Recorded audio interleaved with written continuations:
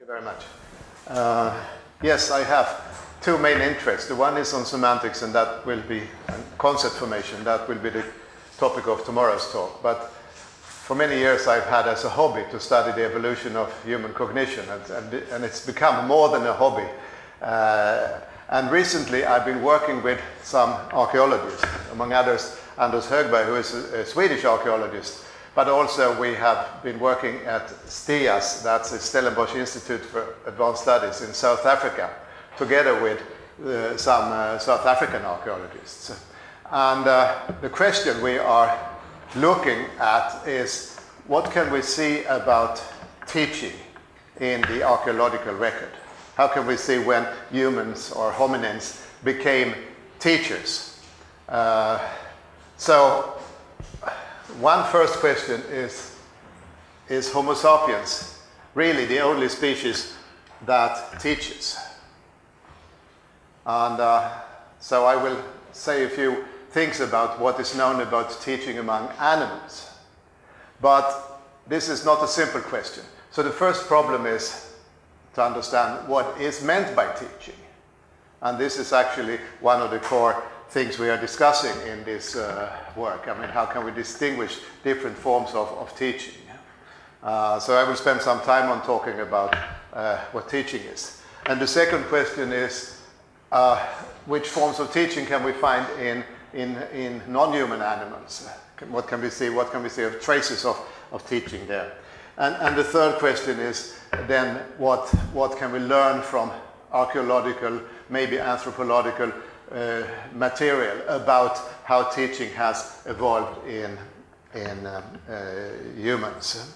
So that's the program basically of the talk here. So let me start by asking the question of what is teaching. And when people study teaching in animals, they want to have a definition that is independent of human thinking. And this definition, it's ugly, but that's what has been used very much in the animal literature. It was presented by Caro and Hauser in 1992. And it's a very behavioristic definition. I mean, you can read it. It's a long. An individual A can be said to teach if it modifies its behavior only in the presence of an observer B. It's some cost to itself or without obtaining an immediate benefit, and so on. It is supposed to be a definition that doesn't contain anything about the minds of A and B. So it's a behavioristic definition in that sense. And this has been, so to speak, the most used definition in the animal literature. And some people have said that, well, we can find this form of teaching in certain animals. I'll talk about the meerkats in a second. Pied warblers are birds, and then there are some ants that are supposed to teach. And all these proposals have been discussed and debated, but we can go into the details in the discussion if you like.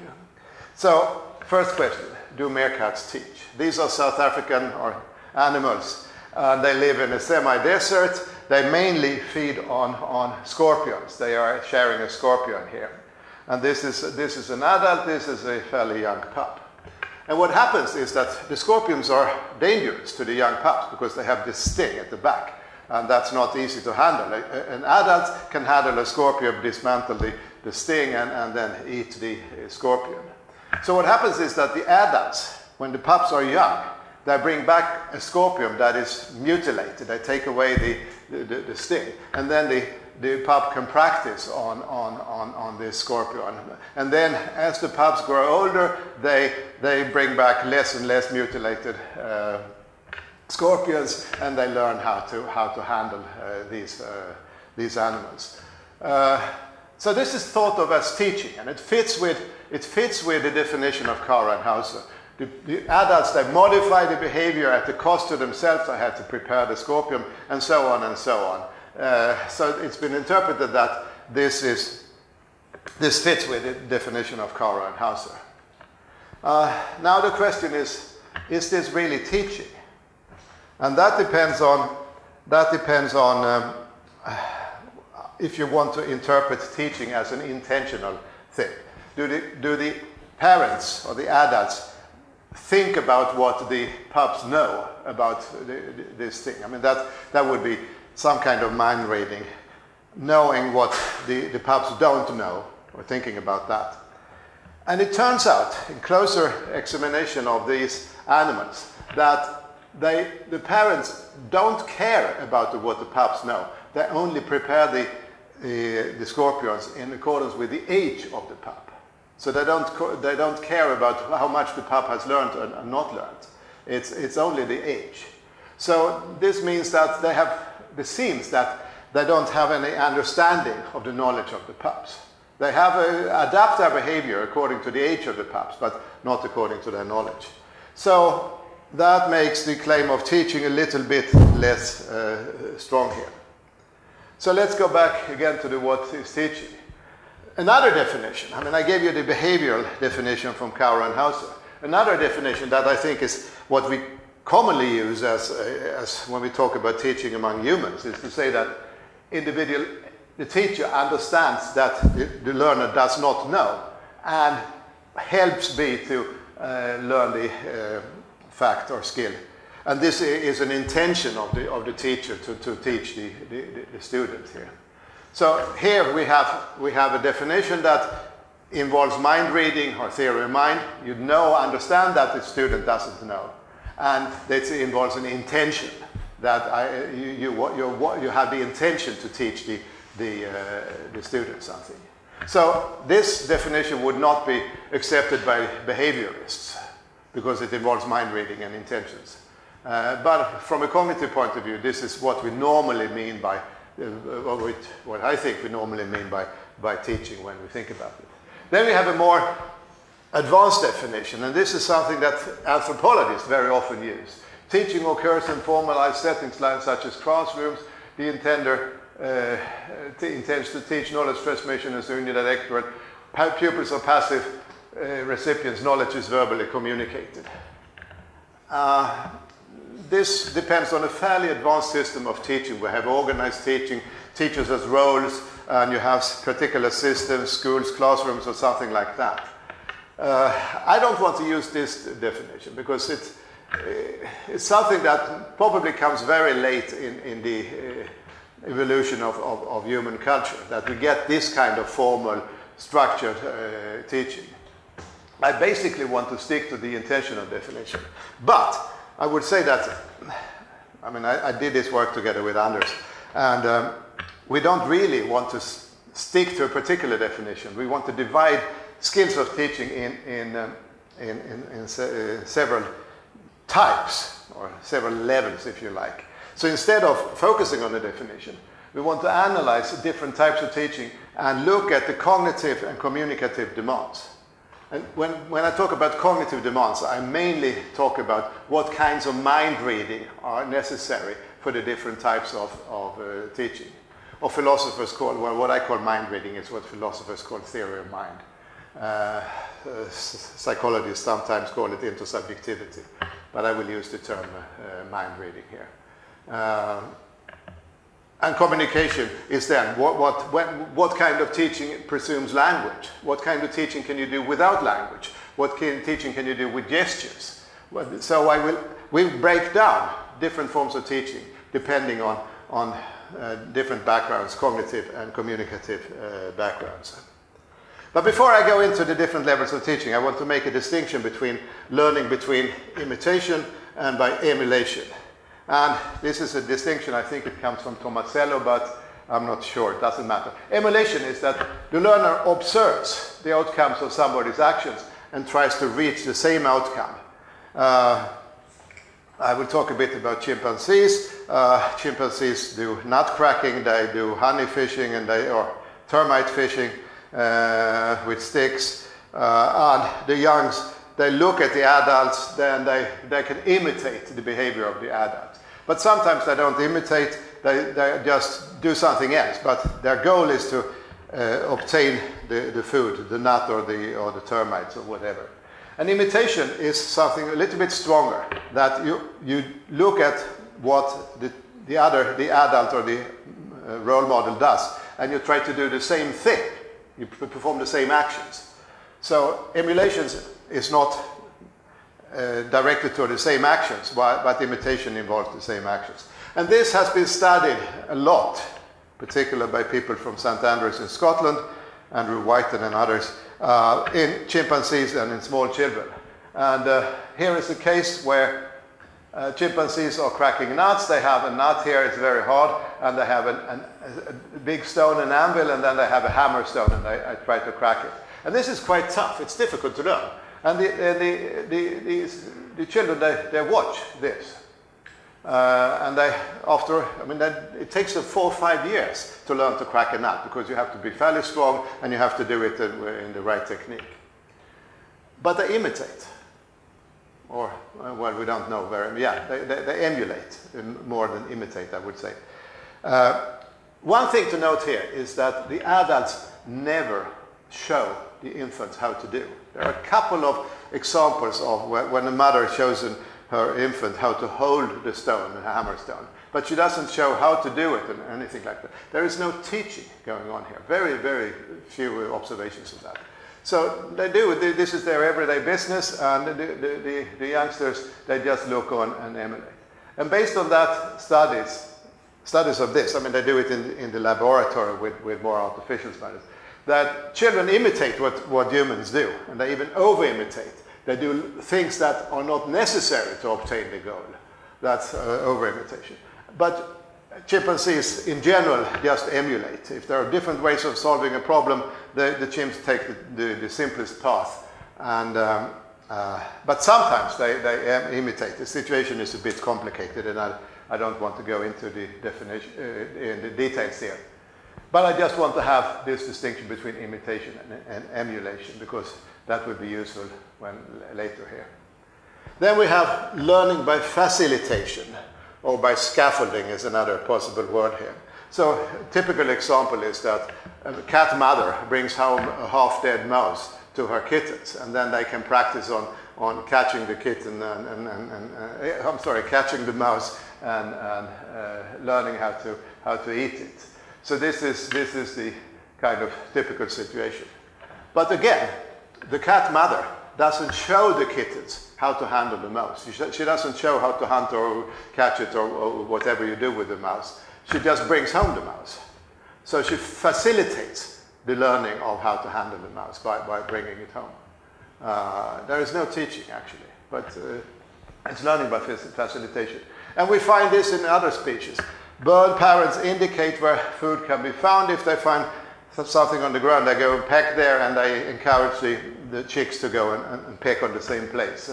So that's, there are a couple of other examples of this among other animal species. Then we have a third kind that is not intentional teaching, and that is approving and disapproving of pupils' behavior. So if somebody is doing something, you can say this is good or this is bad, and you can show this approval or disapproval in different ways. So one example is that chimps eat a lot of vegetables, and sometimes the kids are playing around and they try to eat something that is poisonous.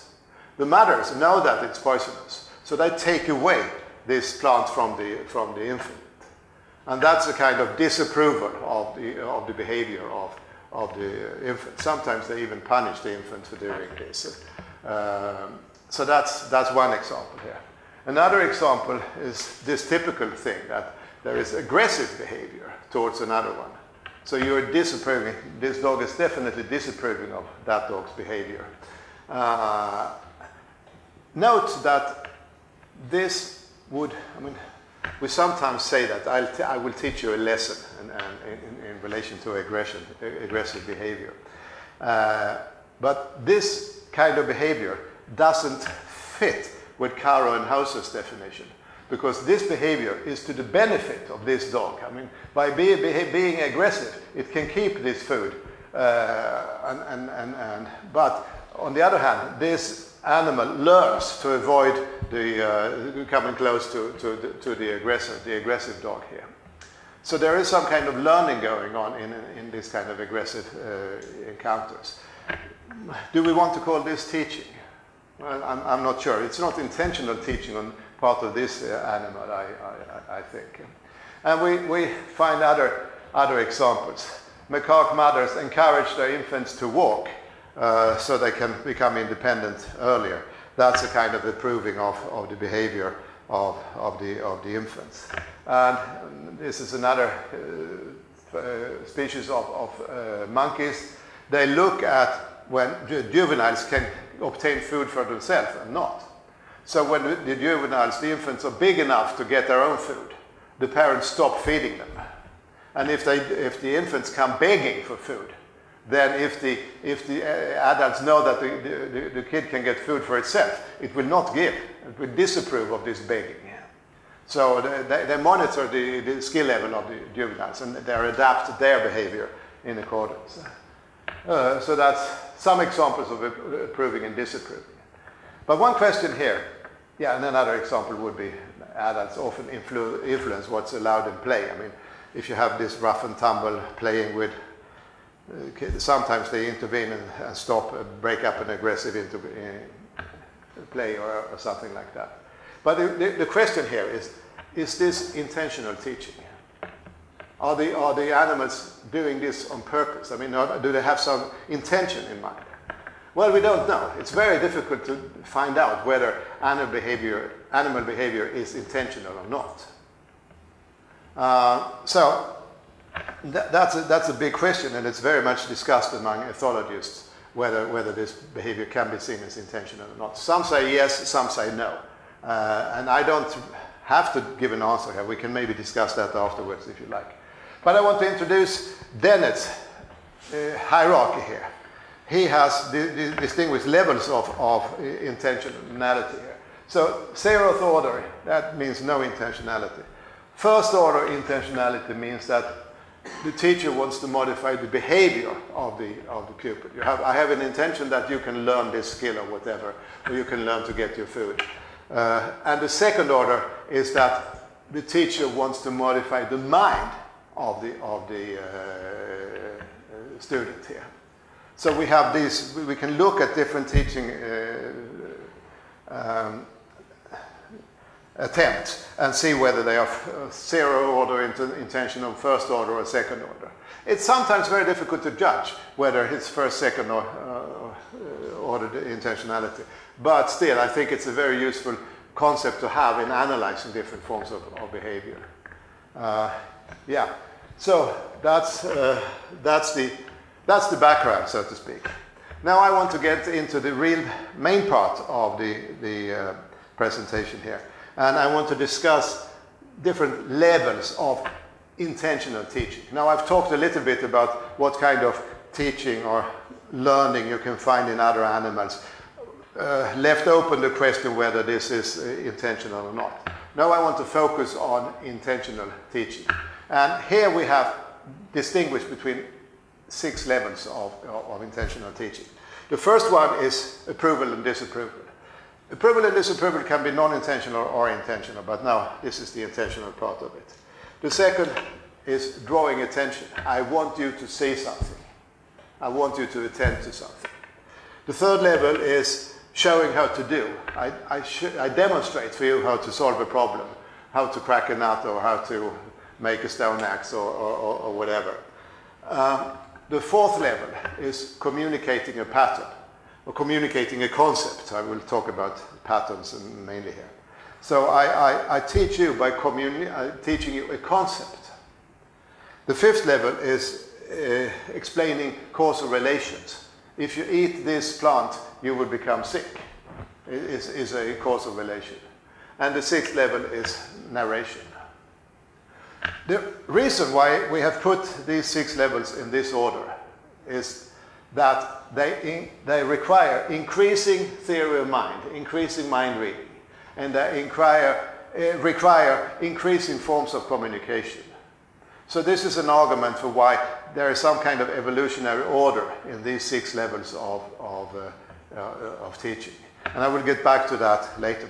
So this is my program. So I will talk about each of these 6 levels now. Well, I actually talked about this already, approving and disapproving, and left open the question of whether it's intentional or not. But of course, very often in humans we have intentional approving and disapproving of the behavior of our children and so on. So let's start by looking at drawing attention. And here we can distinguish between what's called imperative pointing.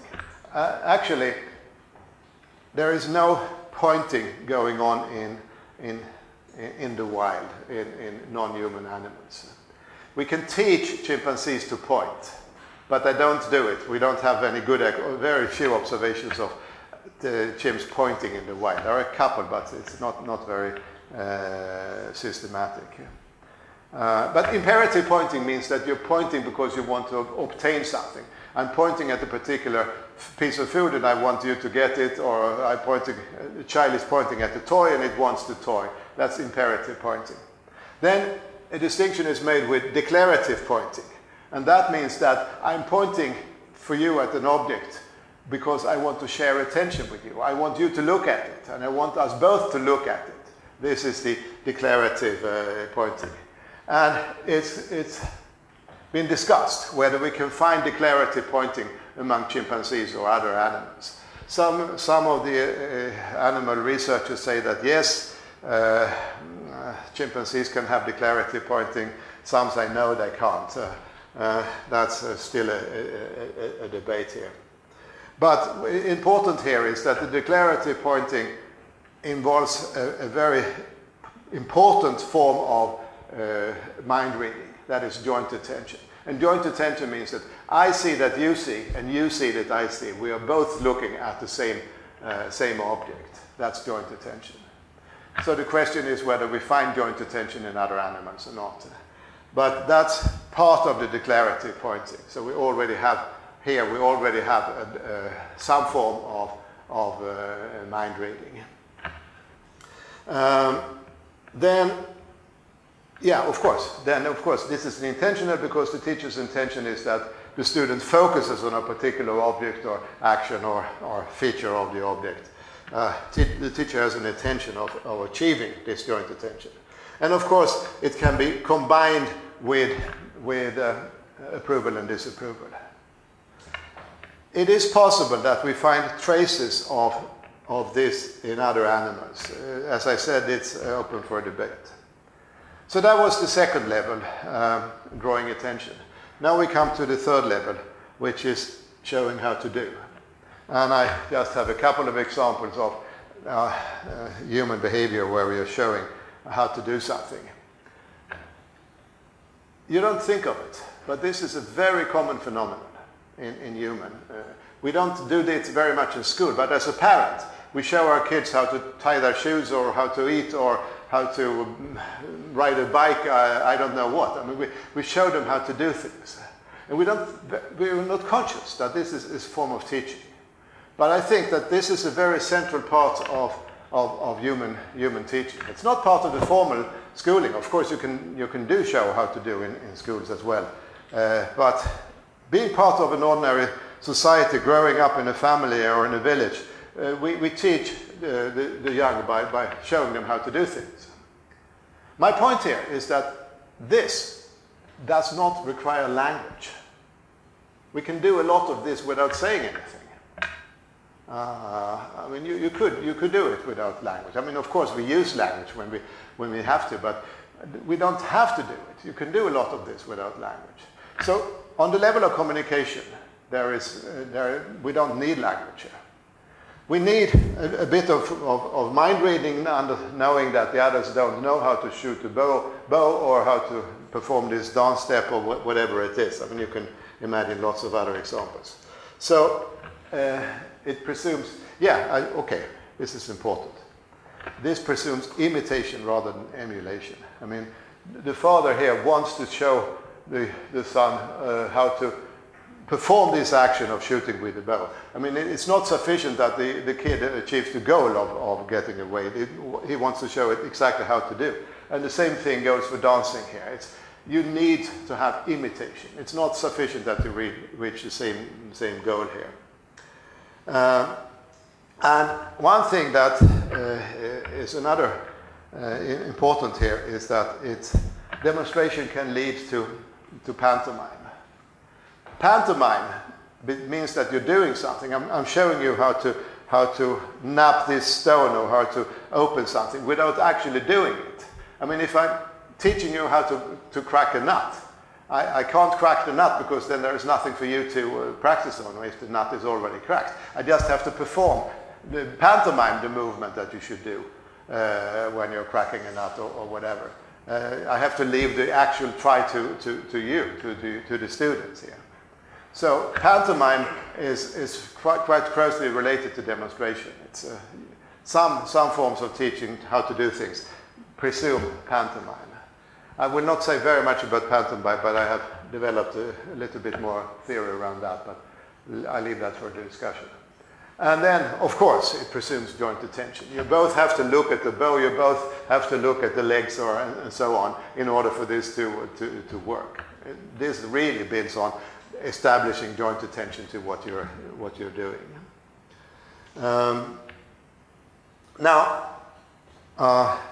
There has been studies of how parents show kids how to do it.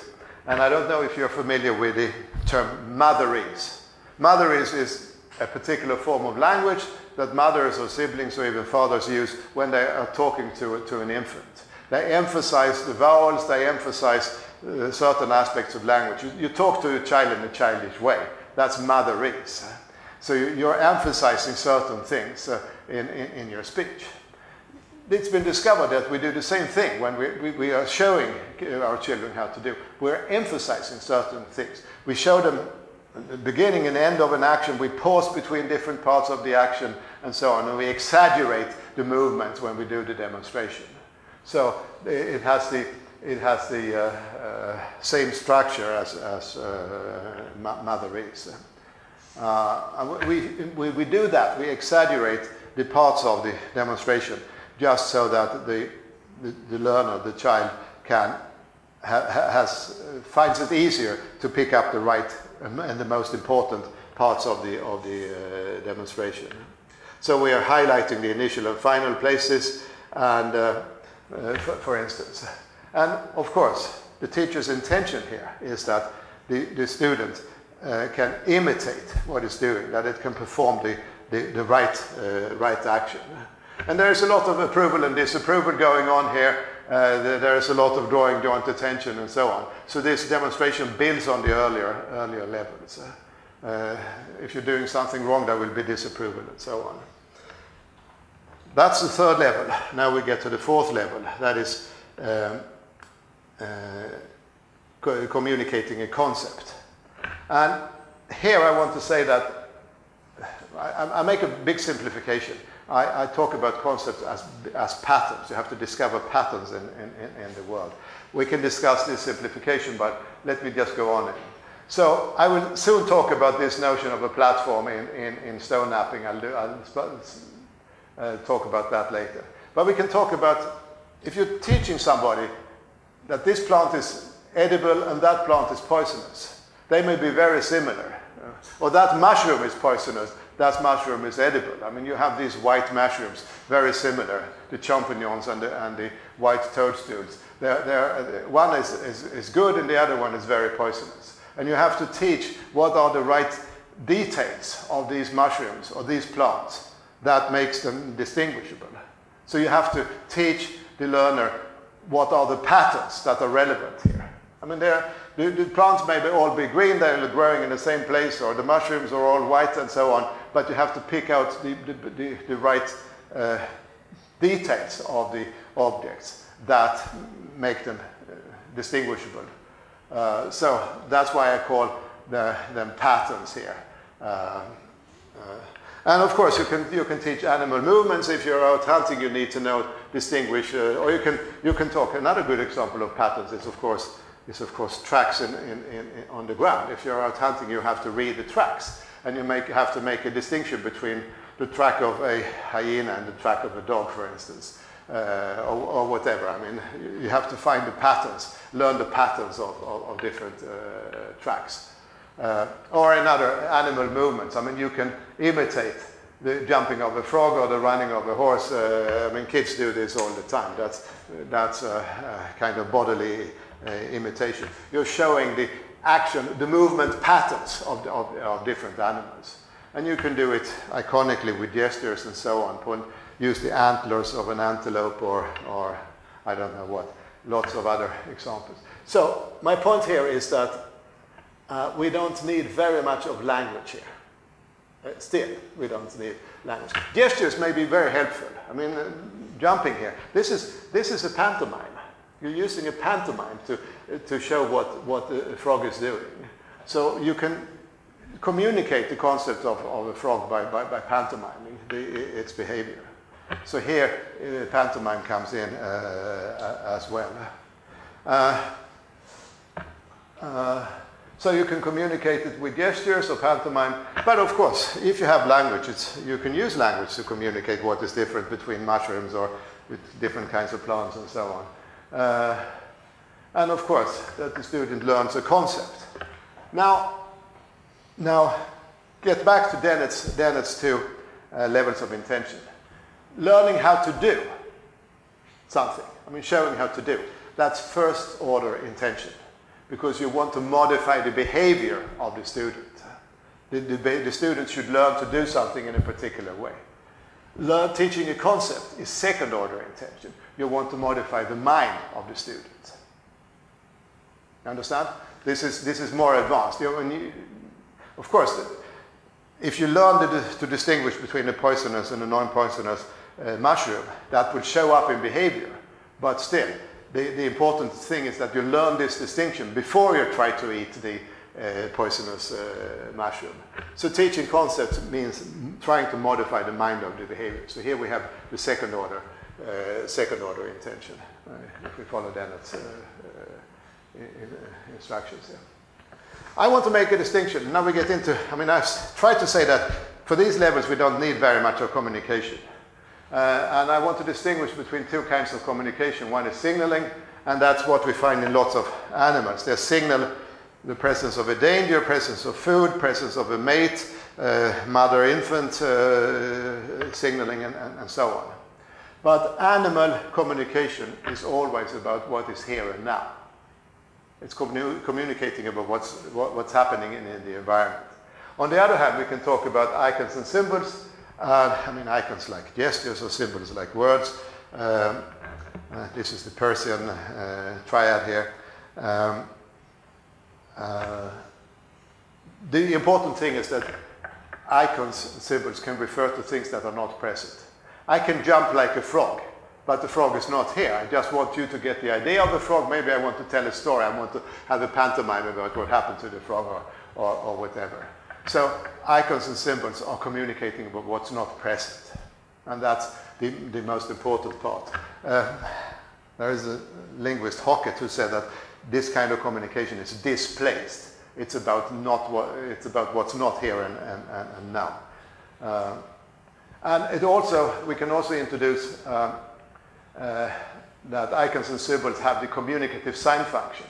The one producing the sign intends it to stand for something else. I mean, if I'm jumping like a dog, jumping like a frog, I don't want to be a frog. I don't want to show that I'm saying something or communicating something about a frog. And then the addressee has to understand the intended reference. Understand that I'm not just jumping around here. I'm jumping around because I want you to think about a frog. This looks like Grice's definition of meaning, but it is a little bit simpler because Grice has three levels of mind reading. I want you to understand that I refer to this, and so on. This is only two levels of mind reading if you write it out properly. So it's a little bit simpler than the Gricean definition. So icons and symbols presume the communicative sign function. And of course, this is what happens, this kind of picture.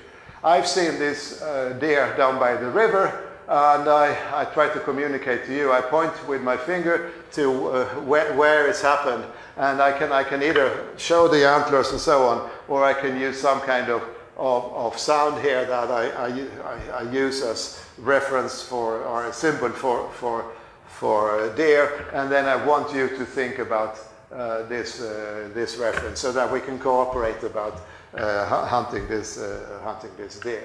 I mean, this is just a depiction of the process. That's the fourth level. Now we get to the fifth level, explaining causes. And you do that in different kinds of situations. As I said, a typical case would be, I'm sorry, I shouldn't have. It should be explaining relations between concepts, and explaining causes are, of course, an important part. I said that if you eat this plant, you will become sick. Or if you cook this root, it will become edible. If you don't cook it, you will get stomach ache and things like that. Or if you use this plant, your wound will heal. We have all kinds of connections between concepts that are important in our teaching. So this is displaced communication. When we talk about causal relations, it's not about here and now, it's about something much more abstract. You can say that a causal connection is a pattern in time. It's also a pattern, but it's something that if you do this thing, then that thing will happen. That's a pattern in time. So it's an extension of this idea of concept as patterns. There are also studies of how animals think about causal relations. And it turns out that even in chimpanzees, they are not so good at understanding the causes or the effects of their actions. There are some experiments. I will not go into the details here. But anyway, humans have a more developed form of causal thinking than other animals. We are much better at understanding physical causes than other animals are. Other animals understand the effects of their own actions. I mean, their actions causing effects, but they have difficulties in understanding effects, physical causation. Teacher's intention here is, of course, that the student, and again, this is a second order intention here. Final level is narrating. And narration is maybe not primarily thought of as teaching, and it need not be teaching. It's something that can be used just for entertainment or for storytelling. I mean, it doesn't have to be teaching. It exists in all human societies. I mean, we all narrate. I just picked two pictures to illustrate that this is. I mean, before there were schools, we were telling stories a lot to each other.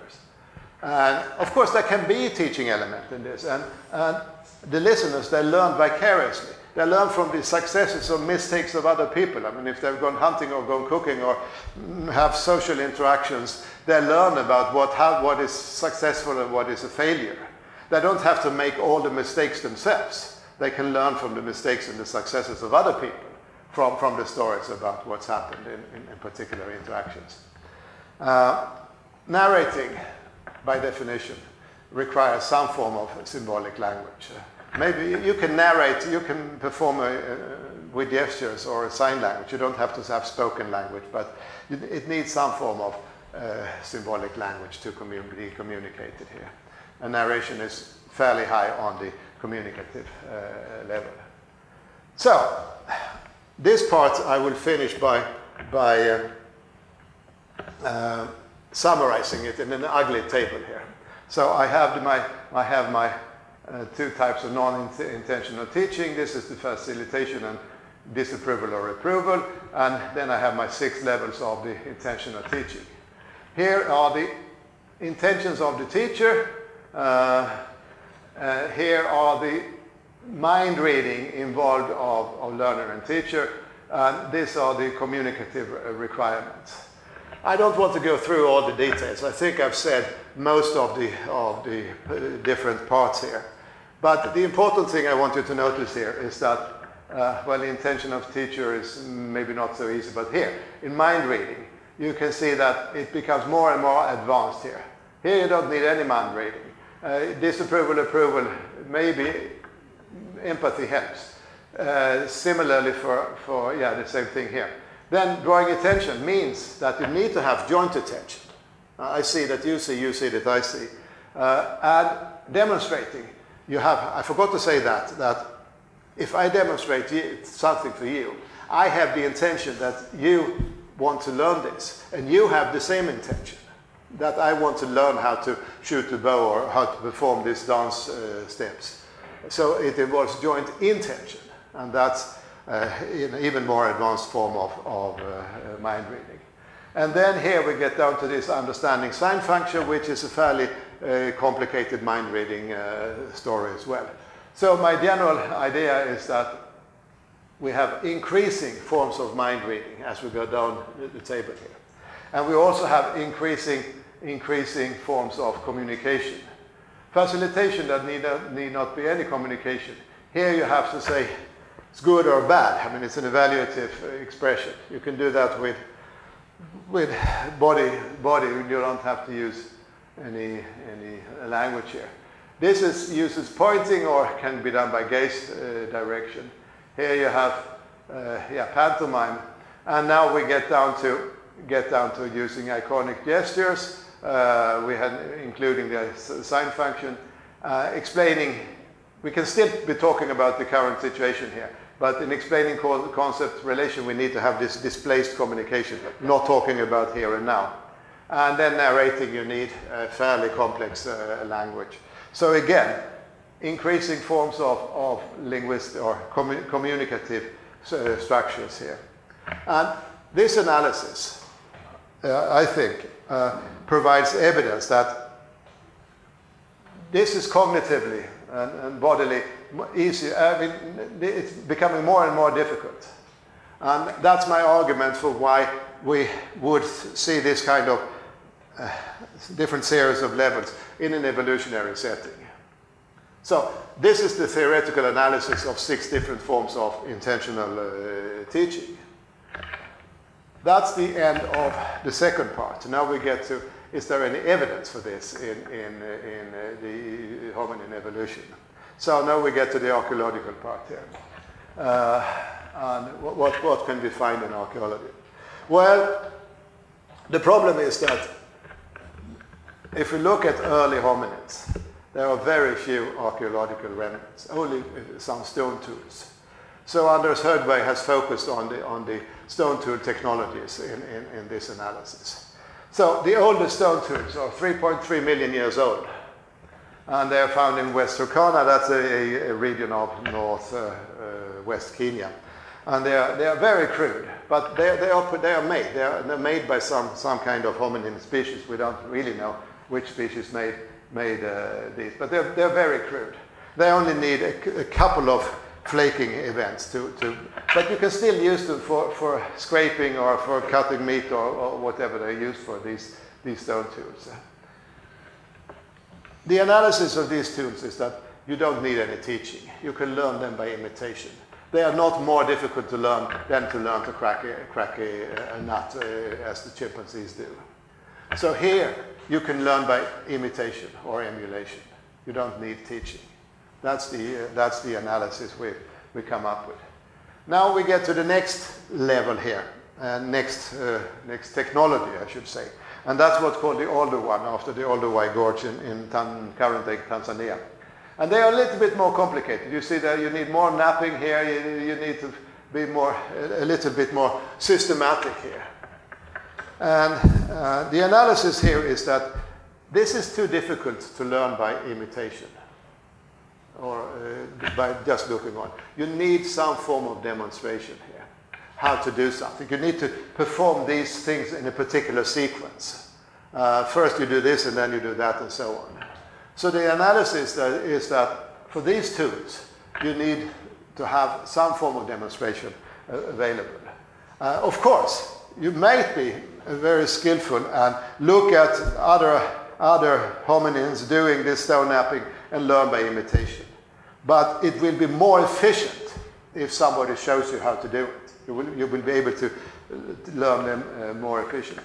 This analysis is a little bit discussed among the archaeologists. Not everybody agrees with that, but basically This is our analysis. So the conclusion we draw is that already the older one requires demonstration, showing how to do.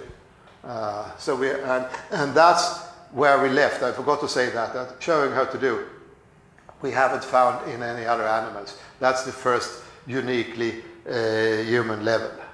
Maybe we will find them in other animals, but so far we haven't really found any clear examples of it. There is an archaeologist, Stout, who has visited a culture in New Guinea where they are still doing the Langda culture. They are still living on stone knapping, so they are doing that. And they go out and pick out big stones, and then they go home, and you have teaching here on this is demonstration of how to do something. There is a lot of demonstration. Of course, the Langda people have a language, but Stout has analyzed how they talk when they do this demonstration. They show how to do the stone knapping to make a stone axe. And his example is that they say, do it here, don't do that, look here, wait, you have to do this. These are the typical examples of, of expressions. Sorry. Expressions that you use when you're doing this stone knapping. And if you analyze this, you can see that they fit very well with the levels I presented earlier here. Do it here means drawing attention to a particular spot on the stone. Don't do that, that's disapproval. Look here, that's also drawing attention. And wait, you have to do this. And then of course do this means that you're demonstrating something. So these expressions, and I mean they are standard phrases. They don't have any content words. They are just idiomatic expressions. So you don't really need a language to communicate it. You can do it with grunts or gestures or whatever. I mean, it's just the function of the phrases are these red things here, and that fits nicely with what I've talked about earlier. Okay, the Langda stone knappers are not on the older one stage. They have come much further. They're at least at this stage, which is the next one. That's what's called the Acheulean technology. And the earliest ones are from 1.5 million years old, and they go on actually until present day cultures. And as you see, they are quite complex, and they require quite sophisticated knowledge to be made in a nice way. They are all symmetric, and they involve quite difficult knapping techniques. So Anders has looked at what's involved here, and well, with the aid of Stout. The important thing here is that in this process you need to have subgoals. For the older one, there is a sequence of things you have to do, but there is not really any subgoal structure. So first you have to find the stone. That's one subgoal, the quarrying, bringing the stone back home. Then you have to shape it. And the shaping can be divided into roughing out and finishing, and then you have subgoals and so on, and you do things. And for some you have subgoals. For some techniques, you need to do something that is called a platform preparation as part of the subgoals, and I'll get back to that immediately. But the important thing here is that this technology is cognitively quite advanced. You need to have a subgoal in mind. You have to achieve that first, and then you do the next subgoal and so on. There is a tree of activities that has to be performed in order for you to manufacture an Acheulean axe here. So let me give you this example of, this is late, the Levallois technique is the last 500,000 years in the tradition, but still.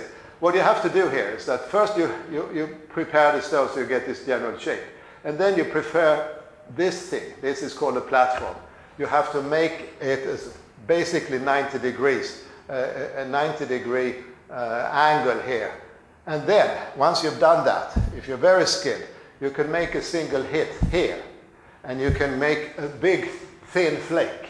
So this thin flake is called the Levallois technology. But you can't make this thin and big flake unless you have made this platform first. If you try to do it here, you will fail. then you will not get this kind of flake, big flake out of it. So the Levallois techniques presumes that you know the platform technology. And our analysis of this is that you have to communicate the concept of a platform to the student. The student has to understand that you need this platform. You have to communicate the concept of a platform in order to learn this properly.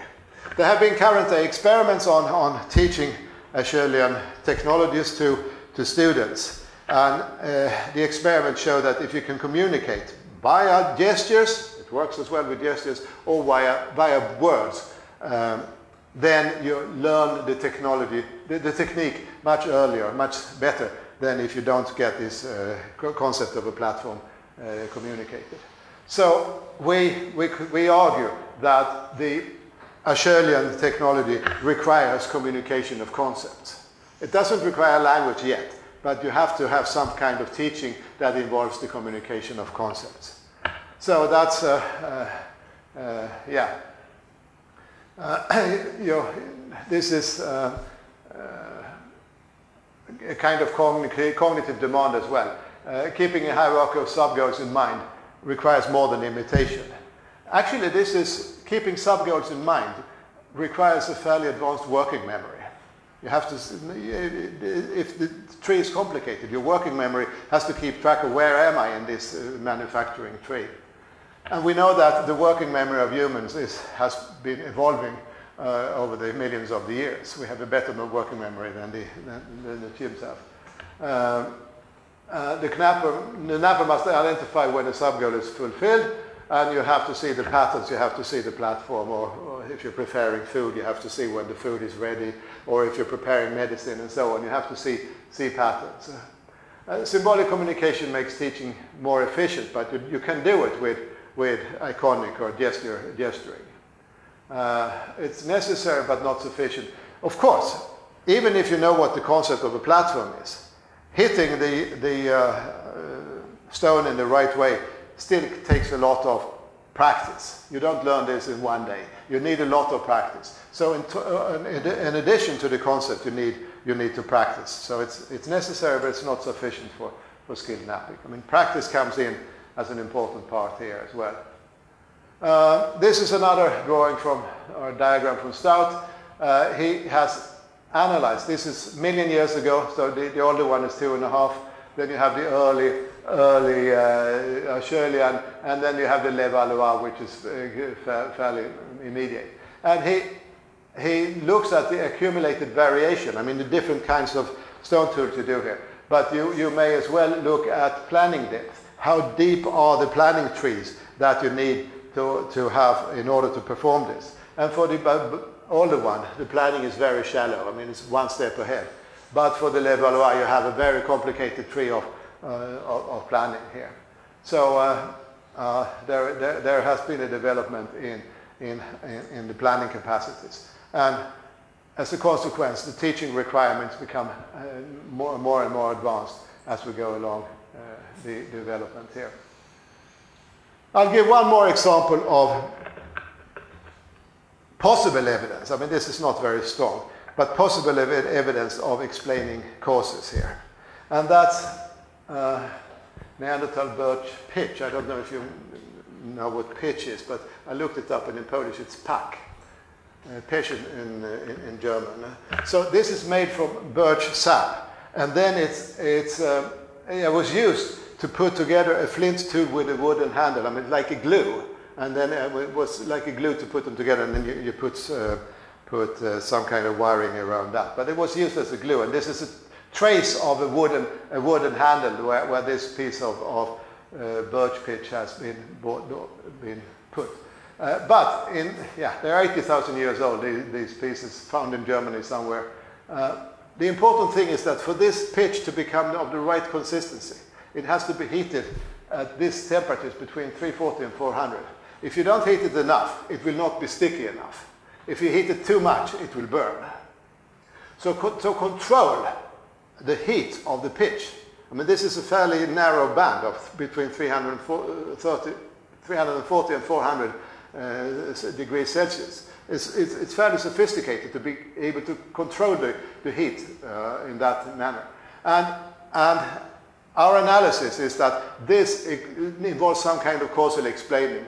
If you heat it too much, it will burn. If you heat it too little, it's not enough. It has to have these kind of properties and so on. This technology requires fairly advanced communication. So our analysis is that it probably involves communicating relations between concepts. I mean, it's not a very strong evidence, but still, since the technology involves fairly sophisticated knowledge, that's our guess here. So my conclusion is that if you have a teaching culture where you have advanced sub-goals patterns in napping, and in this case use of fire or learn, that requires teaching based on displaced communication. You have to talk about things that are not here and now. The sub-goal of the platform is not here, but you have to communicate about the platform before it's made. And you have to show how it's made and by demonstration and so on. And communicating about the birch pitch is also talking about the pitch is not here, not in the right consistency at least, and you have to communicate about how to prepare it before it's done. That means you have the displaced communication quite early in human communication. I'm not saying we're having language, but we're communicating about things that are not here and now at a quite early stage. I mean, already during the Acheulean handaxe. So this kind of communication is presumably present in Homo erectus, which means that we had some form of symbolic communication or iconic, I mean, displaced communication before Homo sapiens. And for people who are interested in the evolution of language, this is a fairly strong statement because lots of people say that language came with Homo sapiens. But we are saying that we find, looking at the what has been taught, what is required for the teaching involved here, we find traces of displaced communication way before Homo sapiens. So, yeah, that's what I just said. So, thank you very much. Here are references to two papers that this talk is based on. I mean, most of the 6 levels are in this paper in current anthropology, that's from last year. And then I have another paper, more recent, on the analysis of the demonstration and pantomime. So if you want to read more about this, these are 2 references. Thank you.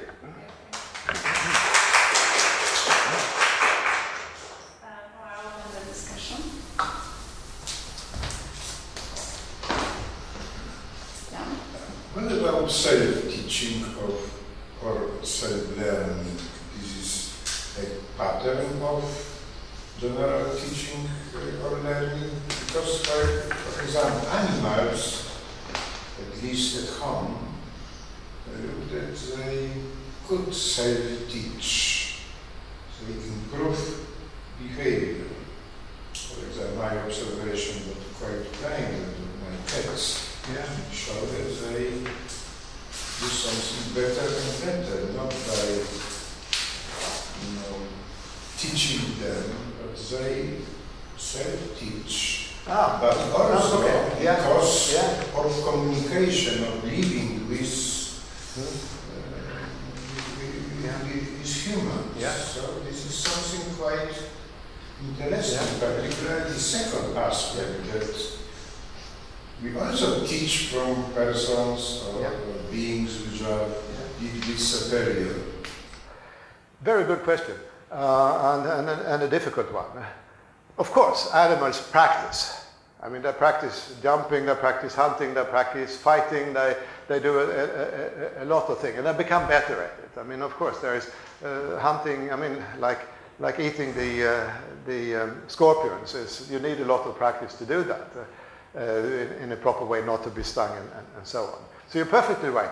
The animals self-practice. So it's the question is whether this is teaching, but anyway, they learn a lot of things.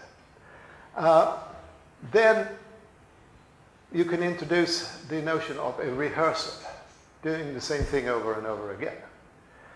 I think there is a difference, and now I take some ideas from Merlin Donald, who talks about auto-cueing. We can imagine, I mean, I'm trying to do something, I'm trying to,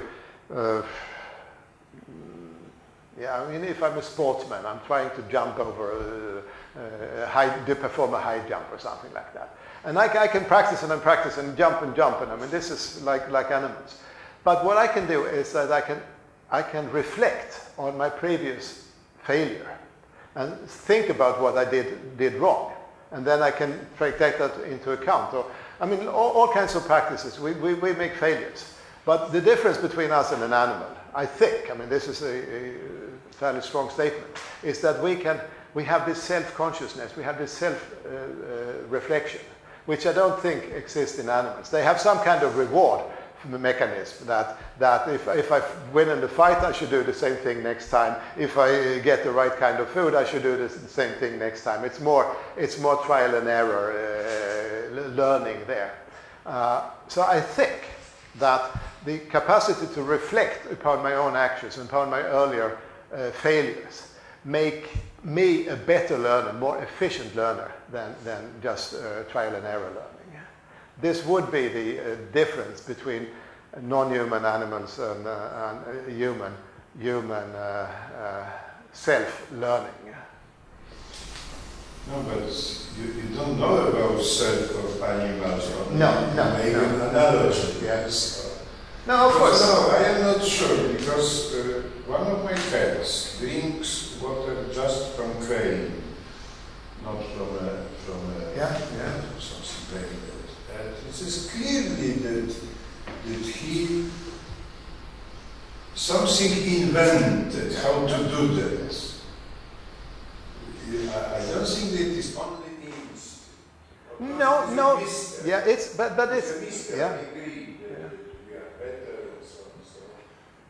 We should look at all examples, and there are two hypotheses. One is that this is done by trial and error. The cat tried something. I mean, Thorndike in the 1920s did this experiment to cats in cages, and they have to perform very complicated things to get out. But finally they got out of the cage because they tried everything that was possible, and then after a while they got out. And in your case with the cat drinking from the tap, it might be a similar case. So the question is whether we can explain a particular animal self-learning by trial and error, or whether we need to invoke some form of self-reflection in this. And my thesis, I mean, this is I'm taking a stand here, is that the well-developed self-reflection only exists in humans. We see traces of it in chimpanzees and other animals, and I have colleagues who have studied this kind of self-reflection in chimps, but I still would claim that most of the examples of self-learning build on trial and error. I can be wrong. I mean, this is a more or less testable hypothesis. But yeah. No, I don't think there are sharp orders here either. I agree to that. Yeah.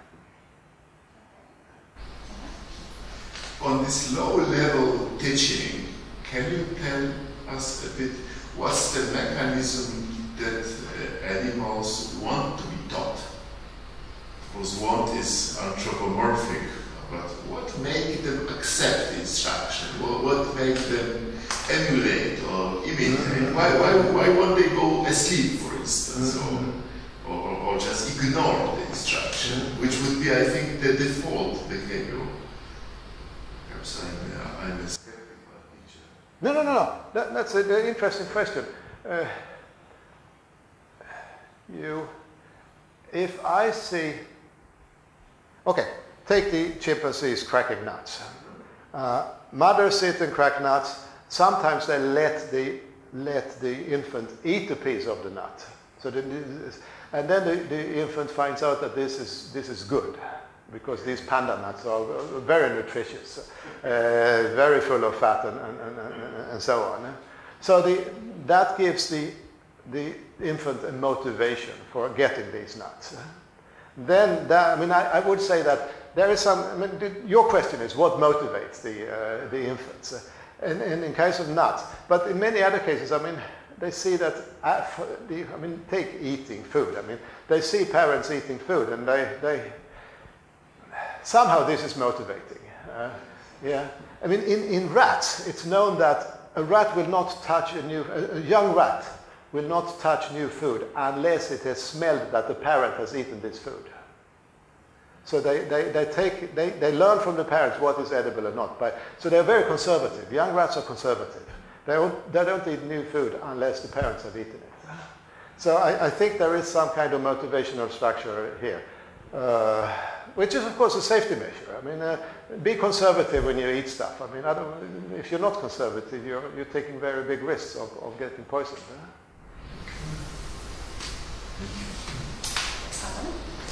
I'd like to ask about the status of this idea that ability to teach and ability to benefit from teaching makes some cognitive difference between apes and humans, because there are several theories that have an aspiration to explain this difference, like theory of mind and social interaction by Marcel, or domain general cognition by Premack.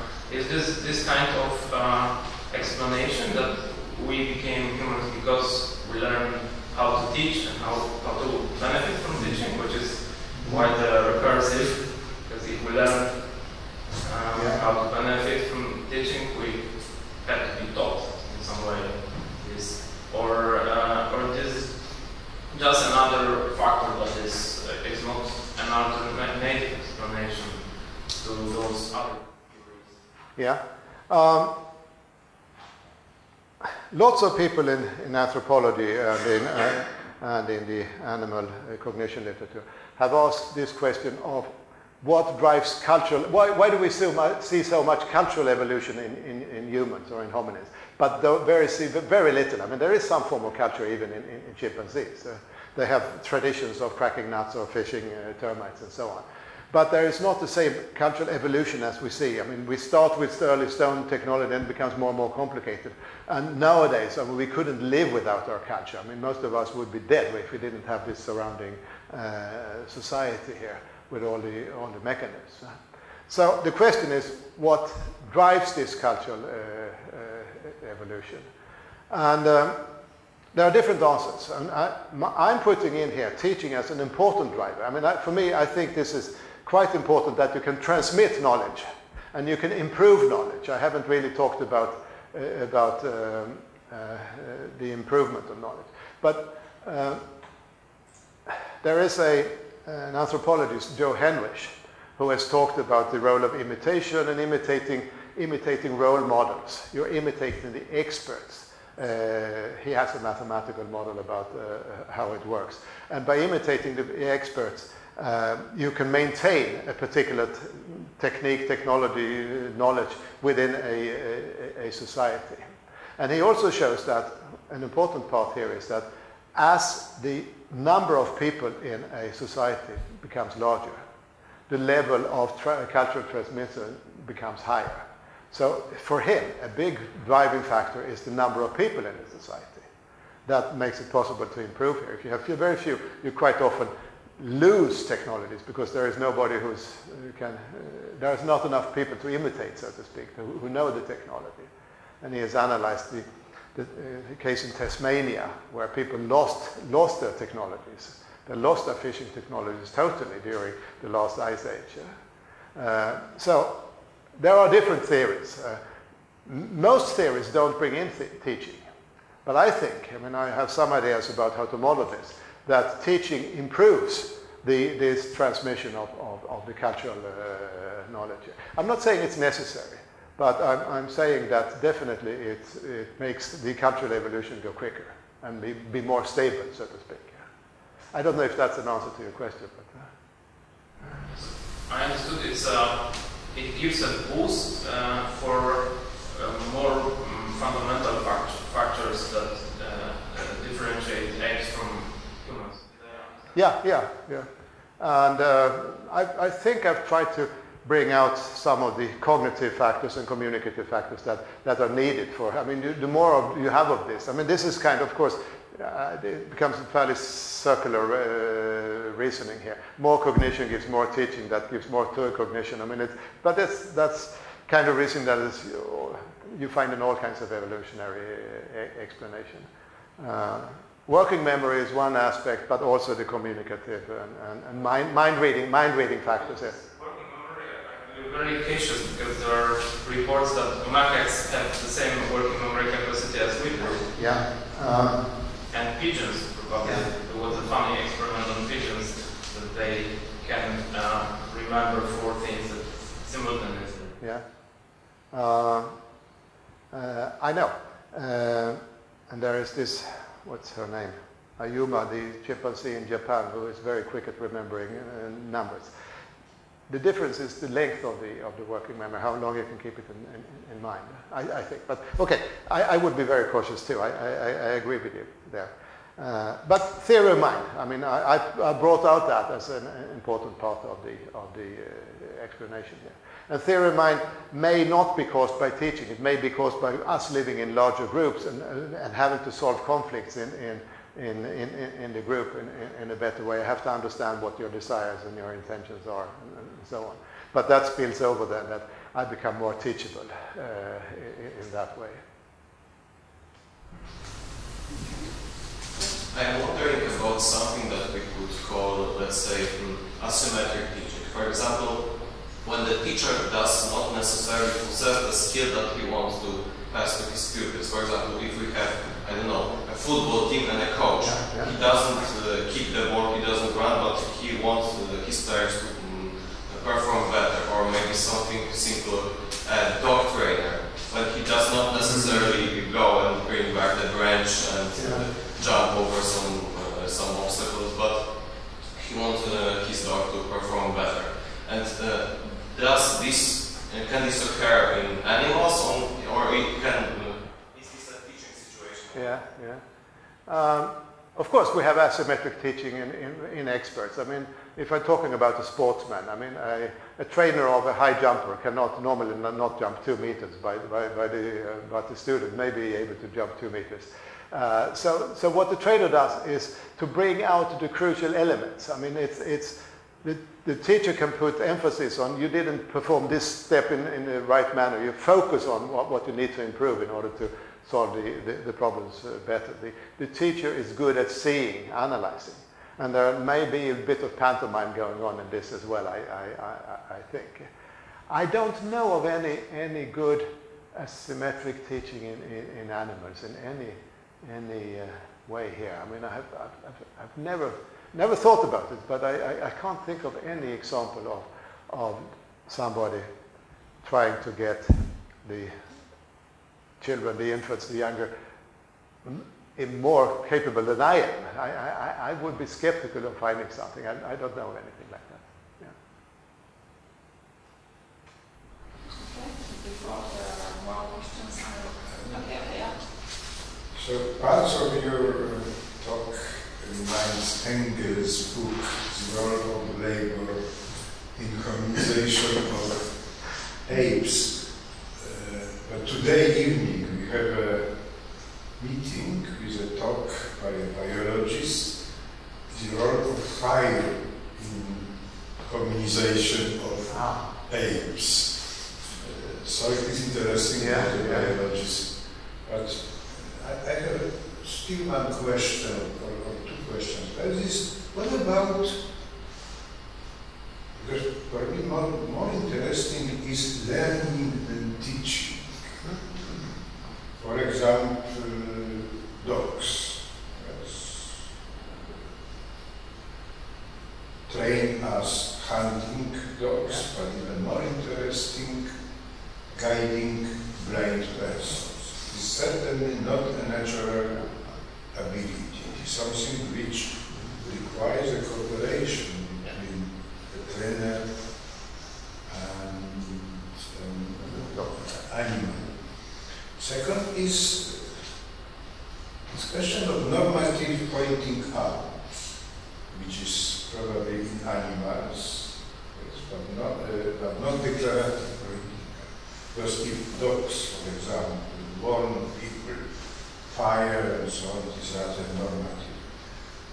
Perhaps it suggests that normativity is more rooted in human or in animal nature, not human only, than declarativity. Yeah. So it's something more primitive, which was pointed out by some legal philosophers in Uppsala, for example, by Hagerström and his school, and in Poland by Leon Petraszewski. That declarative behavior was rather constituted from normative ones. But it is a typical problem for moral philosophers, legal philosophers, how to derive ought from is. Yeah. But maybe it is a wrong question. Yeah. You had two questions. The first about training of the dogs. And I mean, this is a big topic in itself. I don't know very much, but dogs and humans have co-evolved. I mean, we have taught wolves don't bark. I mean, this is an important thing. We have evolved dogs that bark because when they are barking, they warn us for intruders or dangers or whatever. We have evolved particular behaviors of the dog in relation to us. They are very cooperative. The question is, what has changed in us in relation to the dogs? I mean, there has been a co-evolution, and we are very good at reading. I mean, I think there is a lot of mind reading between dogs and humans. The question is, to what extent? Next question comes then to the normativity, or I would say the intentionality here. If there is a fire in the house and the dog starts barking, or if there is a burglar and the dog starts barking, is this intentional on part of the dog, or is it just a reaction? I mean, there are lots of warning calls among animals. Birds, I mean, many species have warning calls. Normally, they are not thought of as being intentional. I want you to know. They're just reactions I mean, there are emotional reactions. Some animals have several warning calls, like the vervets are famous for having warning calls for python and predatory bird and leopard. But probably not intentional, thereby not normative. When it comes to dogs, I'm a bit uncertain because there is so much mind reading going on. We should maybe look at, because dogs are the animals that have co-evolved mostly in relation to the humans, and we have learned how to cooperate quite well, as your example with the blind person shows. But I still would be a little bit skeptical. I would like to have a good criterion of whether this behavior on the dogs is intentional or not. And then we're back to this, to the question, are these communications by animals, are they intentional or not? And that's, we don't have very good tests, empirical tests for this. They're not very good criteria for whether something is intentional or not. Some people are working on trying to find criteria for intentionality, but there is no unity yet.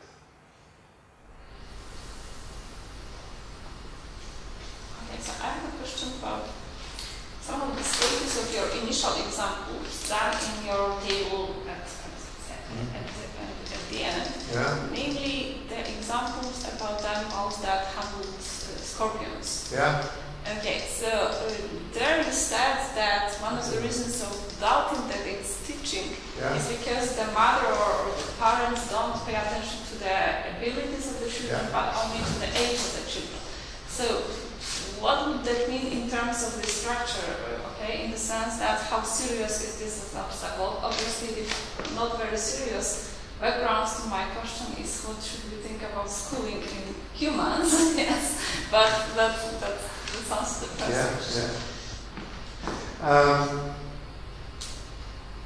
So why would it be that because they did not pay attention to the abilities, what would they lack? Would they be not demonstrating or whatever in terms of this apparatus of 6 stages of how to connect it to kind of criteria? That's what I mean. As I said with the meerkats, the parents don't care about the capacities of the young, but only about their age.